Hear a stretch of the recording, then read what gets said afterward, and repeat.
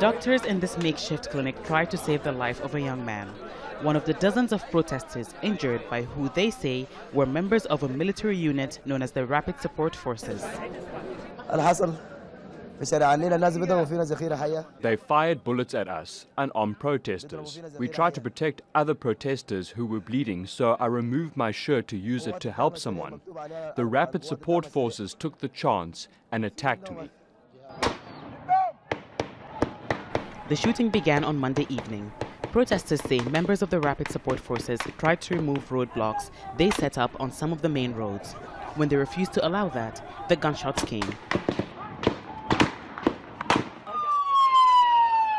The military denies that they or the Rapid Support Forces were behind the shooting. Tensions have been on the rise since Sunday, when the military was accused of trying to disperse their sit-in. They've been camping outside army headquarters, demanding the military council, which overthrew the country's 30-year president Omar al-Bashir, to hand over power to a civilian government.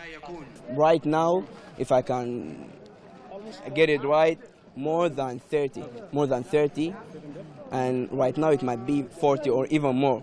They're shooting. And is it mostly bullet injuries or injuries from gunshots? Gunshots. All of the injuries are gunshots. Protesters are demanding justice, and the country's state prosecutor may be able to deliver some.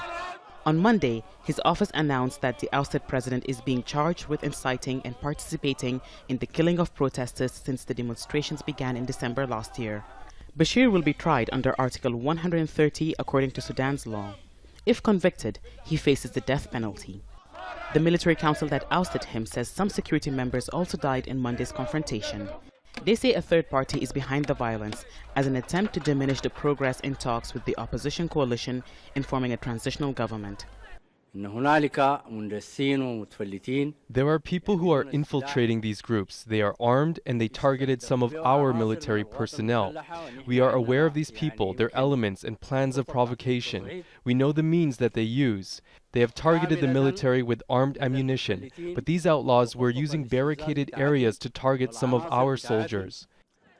But those at the sit-in seem to have no faith in the council and are not convinced. Isn't it enough, the people who died? Did there have to be more deaths today? And all the forces are saying it isn't them. Then who was it? Who?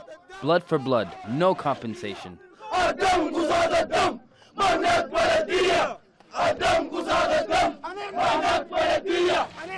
Protesters say no force will make them break their sit-in, which is in its second month.